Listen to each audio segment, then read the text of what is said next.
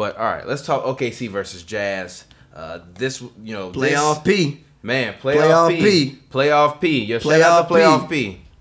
Shout out to Playoff P. He finally showed up. He hit the shot at the end of the third quarter. Not at the end of the fourth quarter, but he did hit at the end of the third quarter. So I guess he can put that shot in his commercial. Warriors should be happy that oh my God. Look. Well, no, because Clay was on fire. That's Clay was dope. on fire. That's dope. Clay was on fire. That's dope. Clay was on fire, and Clay, I think, is a better defender than anybody that the Jazz got on the wing. Yeah, that's dope. But look. So that's how you neutralize PG? Nah, bro. No, because PG is so good that he can neutralize you offensively. Yeah, but PG not going to be doing this if he got to guard KD every game. He not going to be doing this if he got to guard Klay Thompson every game.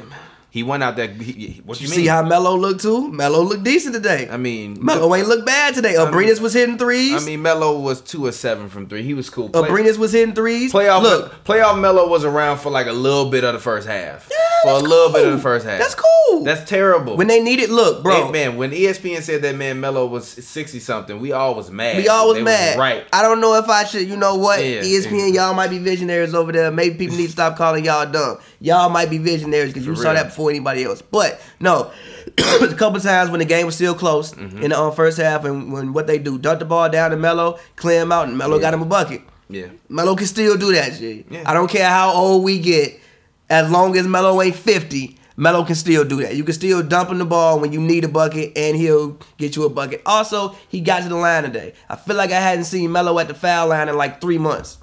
He got to the line today. He at least looked alive. I mean, twice. That's cool. I mean, come on, man. Bro, PG was going crazy. How much did you really need Melo to do? Yeah. If you get into a game in which PG ain't got it and maybe Russ ain't got it, the fact that I know that I've seen him still do it, cool. Cool. So, man, like.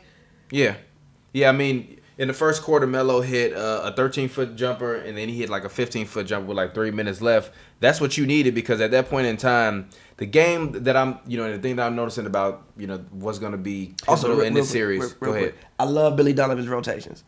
I love the rotations today. Today. Oh, yeah, because we talked about that last time. They were different. Yeah. He, I think, ran PG with like some all-bench lineups. He actually ran a lineup with Melo and PG and no Russ. Like he ran, and he made it where Melo, Russ, and PG was always on the court. One of them was on the court at all times. Yeah. He had a game of like a couple weeks back when none of them was on the court. I'm like, what the fuck? He was probably just, resting. Cool, but again, Billy, I liked your rotations today. Yeah, but basically what I was gonna say is that what I noticed that is gonna be a pivotal thing in this series is that all these games are gonna be like grind out games. The Jazz are almost like the Grizzlies. Yeah. So for the Thunder to win these games, they're gonna have to be able to, put these other teams on their ass. And even looking at OKC, they were 8th in defense. But in terms of offense, I've never looked at them as being one of those top offensive teams. But as you always said, is that at any given point in time, but if you look at on the floor, you talking about who the best three. I don't think that Melo's better than Donovan Mitchell. I'm sorry, that's fine. He's not. Melo's not better than Donovan Mitchell. Might be a top 35 player. Donovan Mitchell, I think, might be a top 25 player. I don't know about top 25. Wow, for top 25. No, I'm not going top 25. What you mean? Took his team to the 4th Not seed. going top 25. Yeah.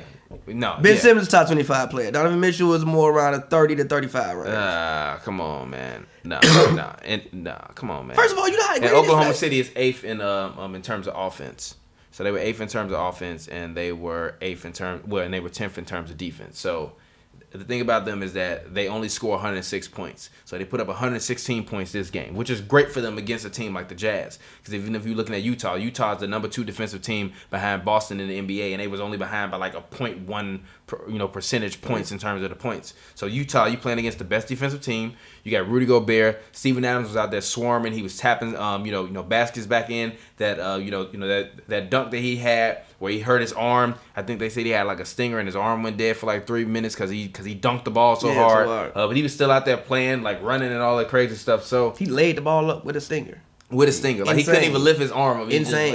And laid it up and it went in. So the thing that they're gonna need is for guys like him to come in and continue to play with not only pace but also energy. Even Raymond Felton. This is probably the first game that I've watched Oklahoma City all season long where I was watching Raymond Felton and I was like, you know what? I'm actually not angry at you right now. I've never been mad at Raymond. Nah. No, I like Raymond. No, because I would prefer for Raymond Felton to pick his spots better sometimes. And I think in this game, he wasn't trying to do too much. He was within the flow of the game, and he was playing with energy. And all I need him to do is just go out there and play with energy. Because stay to the game. Exactly. Play with energy and stay to the game. Because if you got to deal with Ricky Rubio or you got to deal with Donovan Mitchell guarding you, I need you to be able to not have them just standing around the offense every single time that we up the floor. And in terms of the game, the way that they were running the ball actually felt like it was moving a little bit, although they didn't really have that many assists. I think they had 6 assists in the first half on like 24 made shots.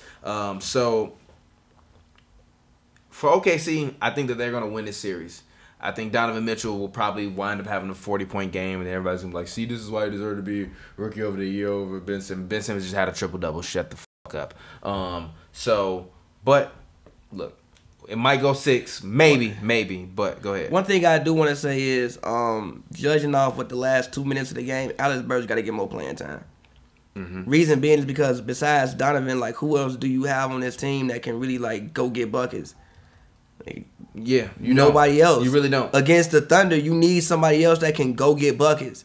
Yeah, I mean, and even like, because they got 3. Jay Crowder gave you 13. Yeah, Joe but Ingles Crowder 13. not gonna really go out there and go get buckets. But this is what I was saying about the Jazz. This is why I was saying that I didn't think that they were going to even make the playoffs, because they don't have enough other than Donovan Mitchell offensively. Rudy Gobert changes the game defensively, but you still got to score fucking points. That's why everybody was angry at me about me talking shit about Joe Ingles. I don't give a damn about Joe Ingles. Was Joe Ingles? Oh yeah, and everybody's like, Joe Ingles was one of the top defensive players in the NBA in the playoffs last year. Oh, how he do today against PG? PG put that man O'Neal on his ass, dog, and then drained a 3, dog. Playoff P is in the building. Go ahead. Yeah, like, Joe Ingles can't guard PG one-on-one. Like, he's a good team defender, but one-on-one, no, he gonna get sauce for like 25.